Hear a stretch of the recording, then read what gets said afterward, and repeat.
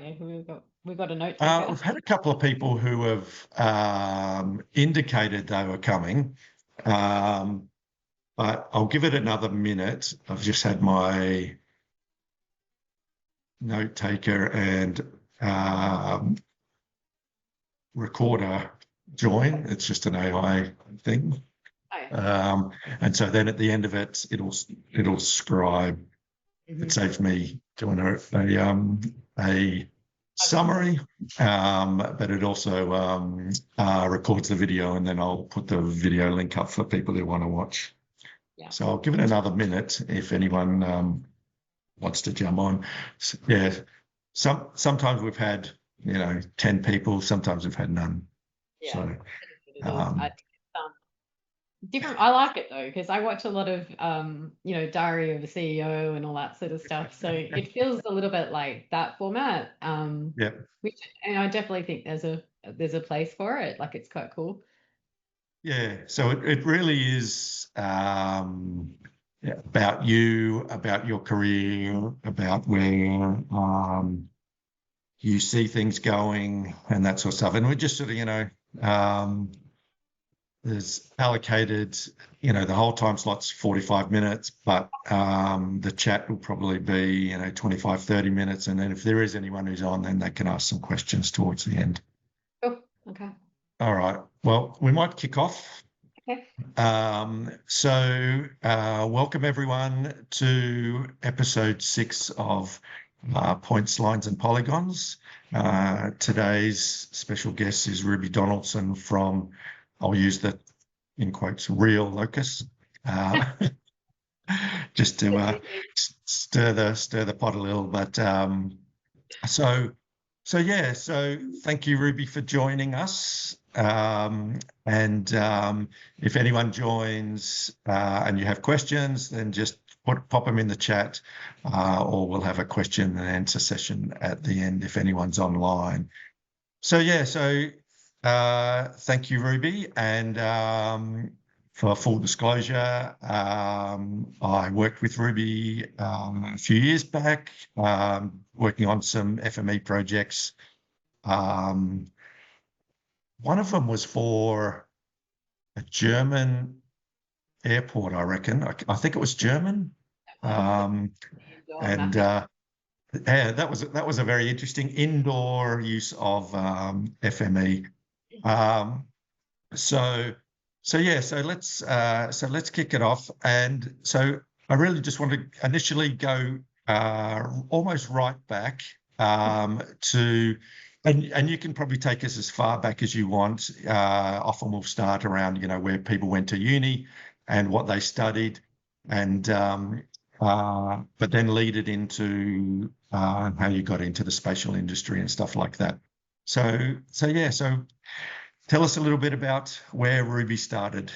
I won't go far back. I guess I'm a non-traditional for this industry. So, I don't have a GIS background, but I sort of started my early career in airlines, doing sales and marketing.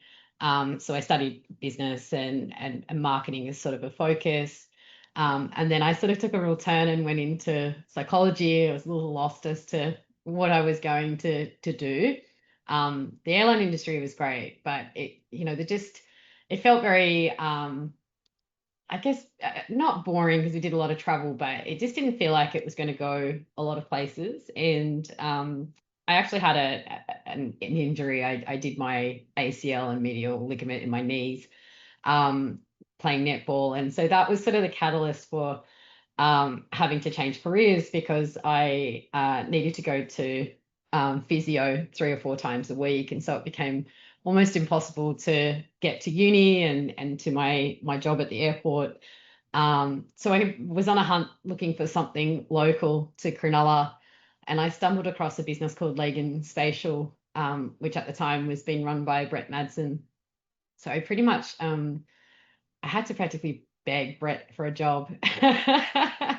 I was ringing them almost daily, trying to get in. It was 5 minutes from my home. It was super convenient. And at the time for the interview, you prep yourself for the interview. So I jumped on and did a lot of research, and I still couldn't quite figure out what they did. Like I guess I could see it was mapping and I could see all these different things. And it just, as someone who'd never really seen it before, it was tough to kind of understand it. And when I look back on that interview, which was, 16 years ago now, I'm sort of embarrassed by some of my responses. And I'm really grateful that Brett actually took a chance on me, and brought me in as the sales and marketing, and I looked after the training side of things, under Ben Crockett and Matt Robinson as well. So Yep. it was just, I really enjoyed it. Like, it was so hard to understand that I had to really kind of get in there and do some research, and Brett was really, and Ben as well, were really good at teaching me the ins and outs of FME and licensing and data. And so it was really good, and I was really attracted to the industry. And then One Spatial actually came along and purchased the Leggins Spatial business. I think I'd only been there for sort of 6 to 8 months when that happened. And so then that was a big change for the business, because it went from being sort of small and family owned to being owned by a sort of large international business, and trying to sort of do things on the other side of the world, and adjust to how they did business. And as those things kind of go, Brett, Ben, and Matt decided to move on and do their own thing, and they've all got different businesses now. But it kind of left little of me holding the bag. And so it was good. I got to sort of put my hand up and say, I've been doing a lot of this. I've been helping the boys, and so I quickly kind of got catapulted out of sales and marketing into sales management, and then eventually became the sales director. So did that for about 8 years. And then I just one day decided, well, there was an opportunity that came along with the Navigate business. They were getting rid of the FME side of their business, and looking for someone to take that over. And I was connected in them with John at Locus, and we decided that we were going to start Locus Australia. And yeah, that's kind of, it's all history from there. So yeah, all the things. It is really interesting that the way that these businesses have evolved and merged and transitioned. Because I saw a post recently, and I didn't actually realise it was a post by Brett, and I didn't realise the Leggins One Spatial story at that point. I knew of both of those, but I just didn't know how connected they were. And it is really interesting, and also that Navigate to Locus connection as well. And Yeah. and I think this is an industry of taking opportunities when they arise, and that's a bit like how I originally started GIS jobs, and sort of how Together Spatial came about as well. It was an opportunity from a gap in the market, or a meeting of like minds, and then going on from there. So Yeah. so obviously that change now in Locus is both in Australia and in New Zealand. And so how have you found that now, growing that, and building that across the different clientele? Yeah, I mean, so the business itself, like obviously Locus New Zealand is quite strong in New Zealand. They've been there for 20 years, and they would sort of be, I guess, the equivalent of the One Spatial in Australia for New Zealand. So they have a pretty strong brand and a strong footing there. It's been harder to build in Australia because it is such a competitive landscape. And obviously you already have established players, and there's a lot of people doing FME in Australia, not so much reselling of the software, but certainly from the consulting side. I think we compete with engineering firms and, even Accenture and all sorts of different people doing FME stuff. So it's a little bit harder to, I guess, chip away at the FME industry in Australia. But we've done really well with it. We're getting to a point now where we're 8 years in, still going strong. And now we have a very strong, still small team. But we've sort of built out quite nicely along the way. We've been growing year on year. And I think we've been able to carve out just shy of about 30% of the market share here. So I feel like that's something that I'm quite proud of, in a sense of, it is difficult, and it's hard to differentiate yourself in the reseller market, because I think, people think the support is all the same, and you're just sort of pushing boxes and that's it. But so it's a bit of a challenge for us to get, first of all, for people to understand that we exist, that we are Australian, and because we get asked a lot of questions like, oh, so you're based in New Zealand? It's like, no, we're based in both, and we do quite a lot here, and we've got a really strong, experienced team. Everyone's sort of, I don't think anyone has got less than sort of 5 years experience, but the average would be sort of 10 to 15 years. So our team is very, very strong, and we do quite a large scale, like we do a lot of projects. We've got really sort of robust support offerings. So it's been, trying to get the market to know who we are and what we do is obviously a challenge. And then we've built the business around customer service ethos and, really sort of trying to work with the customer and build a relationship and sort of understand their environment, not sort of this transactional, I guess, when you're a vendor, you sell software and then you don't speak to them again. So we're trying to do better at that. By being more sort of strategic about how we engage with customers. And because we're smaller, we can kind of do that and focus on that.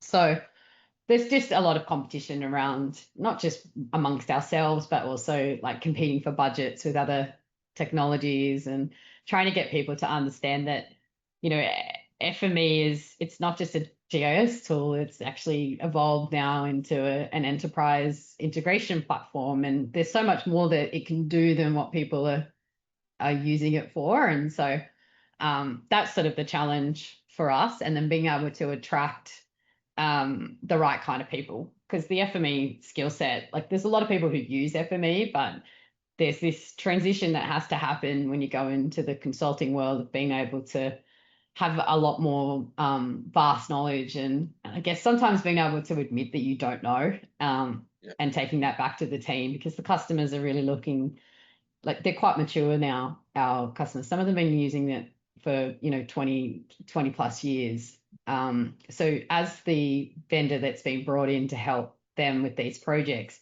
you need to know more. And that's, I think, getting harder and harder to find those people who are specializing in FME.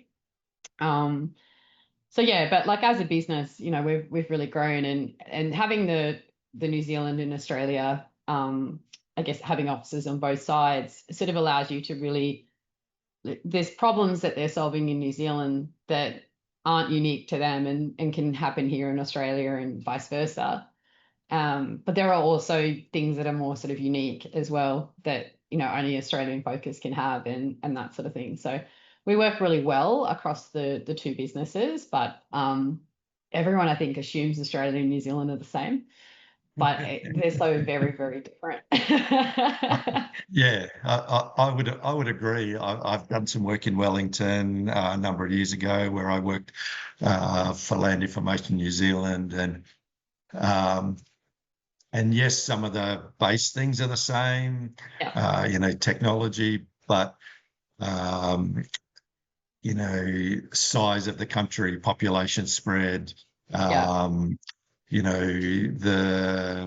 First Nations people sort of scenario. That was an interesting part of the project I worked on, because I worked on an electoral project which was taking in the Maori electoral system and integrating it into the more traditional Westminster system. And so that really opened my eyes up to how New Zealand works in a very different way.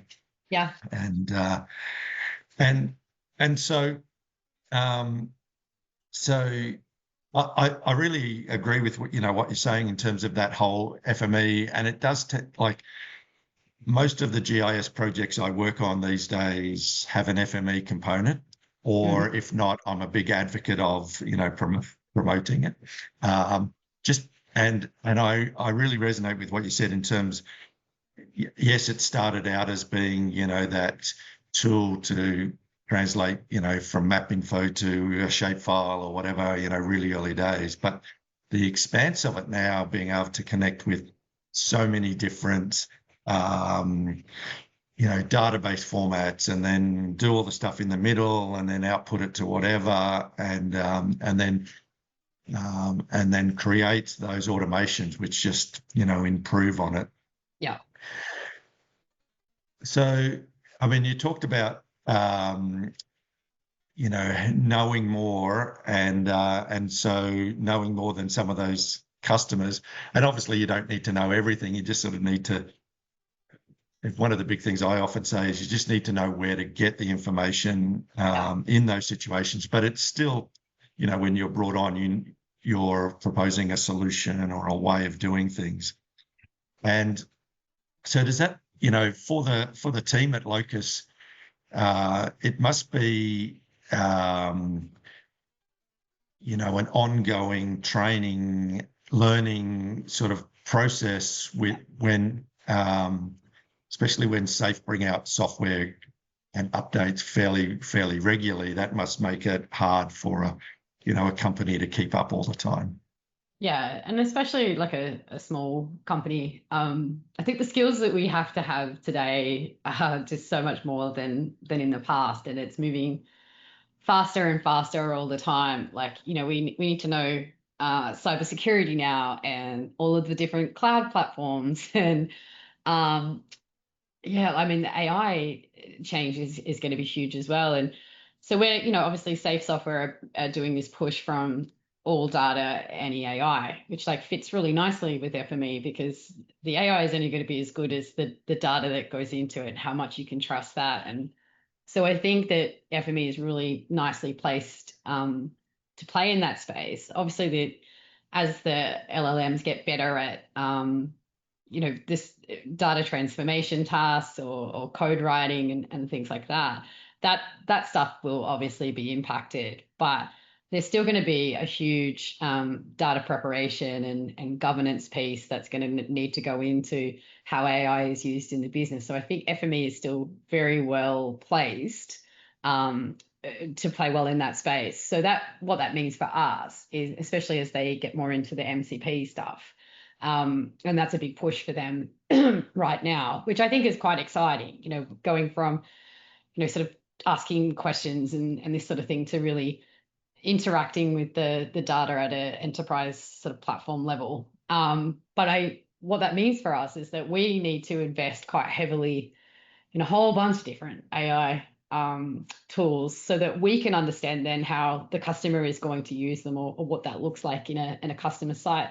And that's on top of everything that we're already doing, because a lot of our customers, they're not there. Like, they're still dealing with lots of, I guess, technical debt, in the sense of having, we've got one customer who's got 6,000 workspaces, and they don't know what's happening in those workspaces, because the person that was there and had built a lot of that stuff, or multiple people over the course of 10, 20 years, they don't know what's broken. Well, they know something is broken, but they don't know whether to fix it or what it's actually doing, or, so there's a lot of that goes on. And so we're like focused on some pretty sort of, I guess, I don't want to say basic, but like just, it's a big problem still for customers that they just don't have good data, and they're sort of 10 years behind in that.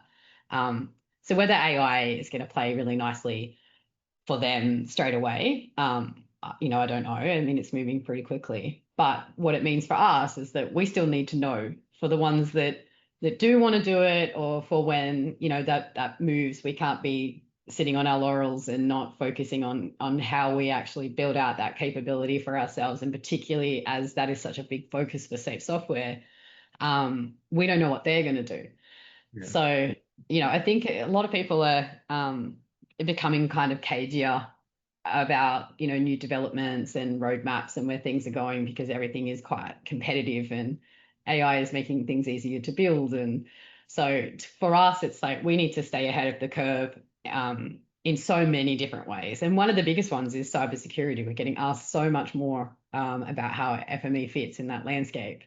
So, that's a big thing for us. And as a small business, like, you do have to question how well we're going to be able to compete on that. I was using Claude to do some sort of heavy lifting around some data processing stuff and matching, and it sort of cut me off within 4 hours and said, "Oh, you can't have any more access until 8 p.m. tonight, or you have to upgrade and go to this, really high level." And I think it was sort of about $150 or something a month for myself. So when you start looking at that, for an entirety of a team and large data processing tasks, I can see that the costs in that are going to add up quite quickly. And I do think it'll make it harder for smaller businesses like ours to compete. But we just have to invest in it. We don't have any choice. And I do think one of the big values that companies like Locus will still provide, even when with AI becoming more and more prevalent, is that you still need someone to look at the data at the beginning and go, what is wrong with it? Because it's no point just pushing data into a model and then hoping that something good's going to come out the other end. You need to know, all right, this is what I need to do with it.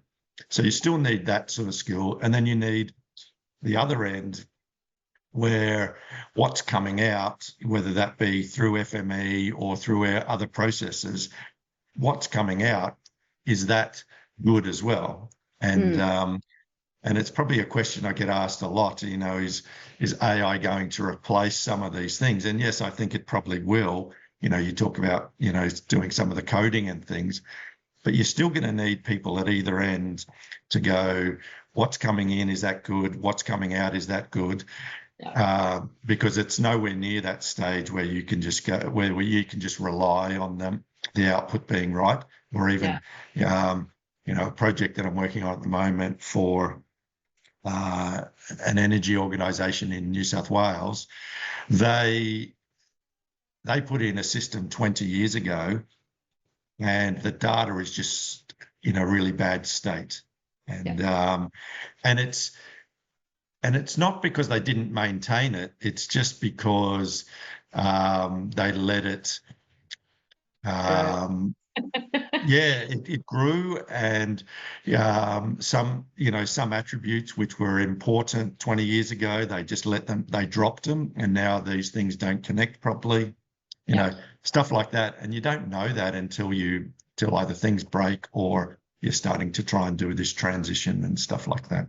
Yeah, exactly. I mean, the AI problem isn't so much the intelligence, it's the trust factor. It's like, it's not going to be the person who has the most AI built in their organization. It's going to be the ones that can use it in a way that, they can trust the outputs and rely on what it's telling them, and be able to, I guess, analyze it in such a way that you can understand how it's got to from end to end.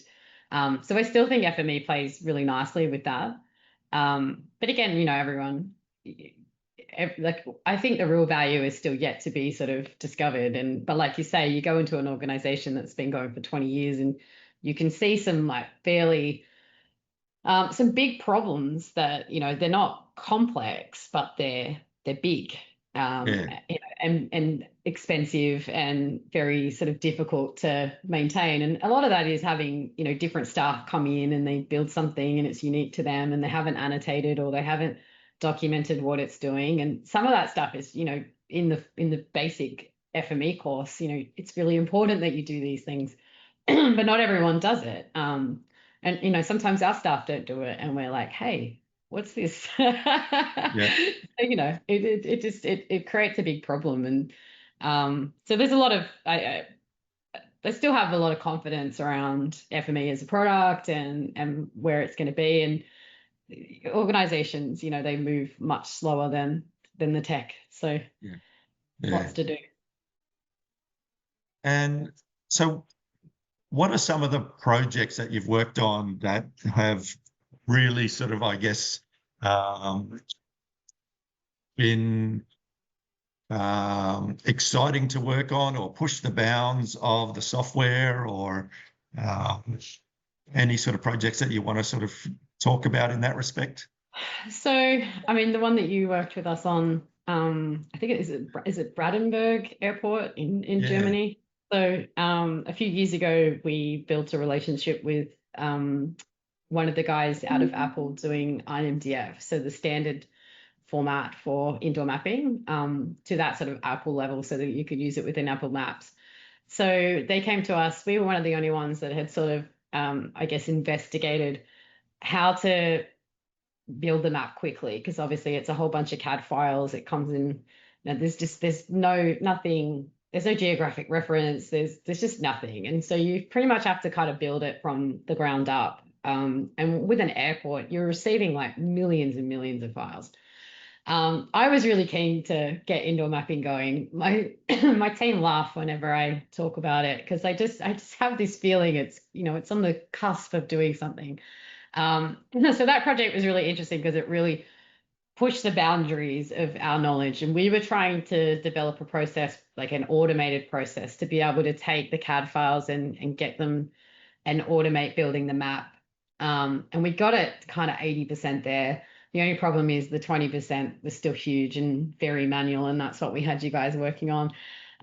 So we were successful in doing it, but that was definitely a challenge. Our best ones are the smaller problems that we get from clients. We're working on one right now, which is like, carbon emissions reporting and automating that process.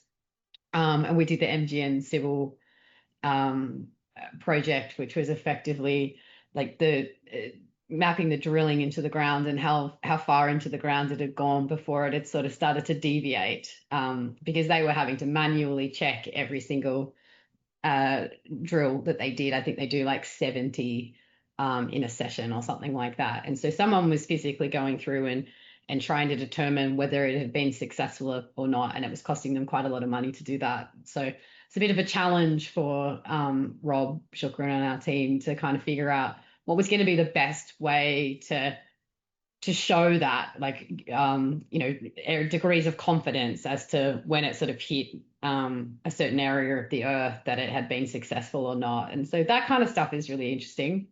Yeah. We have been involved with a large utility for the last 2 years, and that's sort of sucking up a lot of the team right now, because it's been quite a large scale project. And to be honest, a lot of the time it's not so much the complexity of the solution or the what we're trying to do technically. A lot of the time it can be how does it fit within the wider business. There's often multiple projects going on, and if that project isn't going the way it should, then that can have big impacts on your project. And so I think the biggest challenge really is trying to work with the customer to be successful. And there's lots of delays and issues and things like that. So that keeps us on our toes quite a lot. And we try to stay really, I guess, we try to be really humble and human in the way that we interact on these projects. We understand that things aren't always perfect, and there's a lot of change, and you have to be quite flexible. So yeah, we've been sort of for the last 2 years involved in sort of 2 or 3 large scale projects that I can't sort of delve too much into, but I wouldn't say they're complex and exciting as much as they're just big and meaty and Yeah. keep everybody kind of going. It's the smaller ones that really tick everyone's boxes. And I do think when you start getting into some of those bigger projects, or even some of the smaller ones, when the business sees the benefit that, the workbenches or the processes and then the automations can bring, they'll go, oh, what if we bring that part into it? Then you got to go, all right, well, let's just finish this bit. And I had this same sort of scenario the other day where the process is trying to output some data, and they had a problem with their before you dig software, or before you dig data, not the software, but the data. And they said, well, the work that Dean's doing, can't we just hook that into before you dig? And I said, yeah, you could. And ultimately that would be probably the best solution, because then you're only got one path, and it just has a couple of forks at the end, and it's going, all right, data for here and data for there. But you've also then got to prioritize what you're trying to do and why and all those sorts of things. So yeah, it can be quite hard, and then there's flow-on effects, that you don't necessarily know down the road and things like that. So I mean, we've been doing a lot of what we're doing is not just sort of FME. We're doing a lot in the Esri space as well. We joined partnerships with a company called Vinian. So they're headquartered out of the US, and they have a large contingent across Asia. So we've been working with them, and they've sort of been bolstering our team so that we can do a lot more, because we find that FME is often getting lumped in with other things. And so it's very rare that it's kind of like separated out as a project in itself. So we're having to really stretch ourselves and our skills through like our own people, because a lot of our people, have Esri skills and come from that background anyway. But it's about finding the right people. So like with the utility job that we're doing right now, we have about 12 Avinian staff working with us in there. So we're small, but our partnership network is bigger, and so it's helping us kind of, I guess, branch out a lot more. Which is key in where we are today. Nice. Well, and that probably leads me into sort of one of my last questions was going to be where is Locus headed, or where is Ruby headed, in that whole scheme of things? I think we're sort of looking at how we position ourselves, because a lot of people think, oh, they're just an FME reseller. They just sell software. And I think that's a bit of a problem for us, because we're a lot more than that.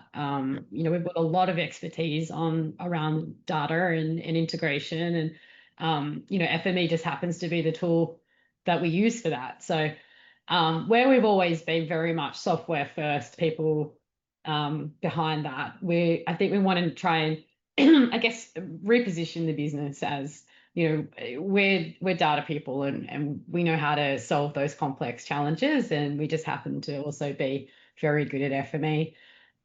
We've just signed a exclusive contract with a company called Black Shark AI.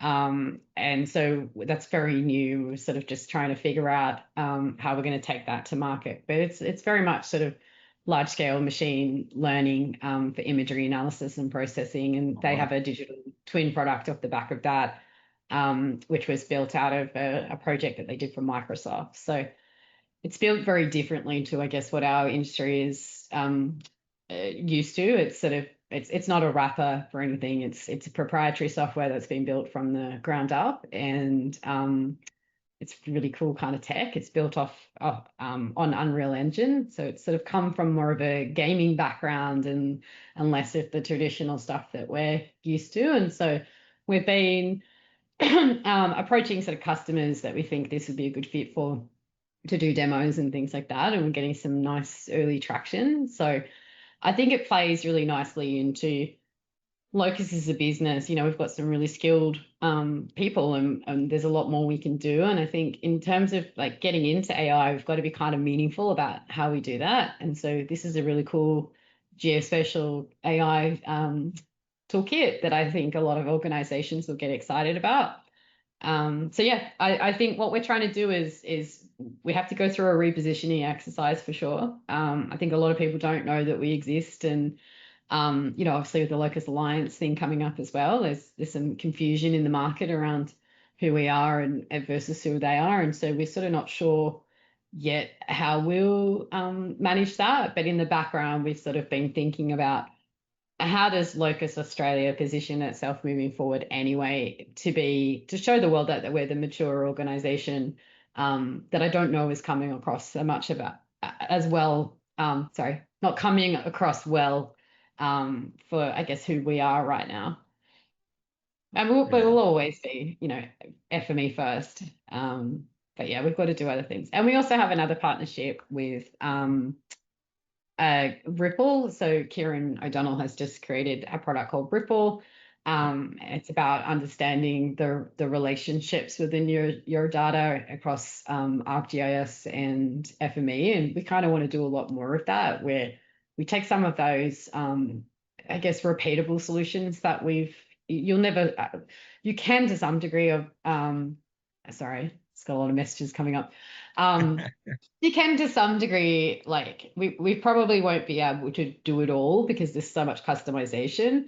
But if we can save the customer time and money by, I guess, productizing some of the things that we do repeatedly, I can see real opportunity in doing that, and building out sort of more frameworks around governance and how you're working with FME. There's a lot of different things that we can do. Our problem is being a small team, doing all the things, the day-to-day stuff that keeps the lights on. So, doing the consulting projects and managing all of our support, that takes a lot of time and doesn't leave a lot of time for us to be innovative. So we've got tons of ideas and tons of things that we're sort of rolling out. But yeah, it's just time. Time's the big one. Yeah, yep, it is. Well, I always, if I get a FME reseller question on any of the projects, I always direct them to Locus first. So Thank you. Thank you. uh, I appreciate um, that. We get a lot of nice referrals from people in the market, which is great. yeah, Referrals are excellent. and then it's just a matter of you guys then taking advantage of that or when it comes off. Because sometimes it's a matter of where people are in the market at the time and who they're working with and all, and that's the same with any sort of business. But I do appreciate your time Thank you for today, having me. Ruby. It has been terrific. We did have a couple of people jump on, but they've since jumped off. So, but yeah, I appreciate your time. Any final remarks that you want to part with? But No, I was going to all right. say thank you for having me and forcing me out of my comfort zone. I don't do a lot of this No, stuff. that was And very good. I think I think you're a superstar, and appreciate your time. And I look forward to chatting with you again as we cross paths in various ways. great. Thank you So, so much, Dean. I all appreciate it. right. Have a Have good a great day. day. Okay. Bye. Bye for now. I don't know.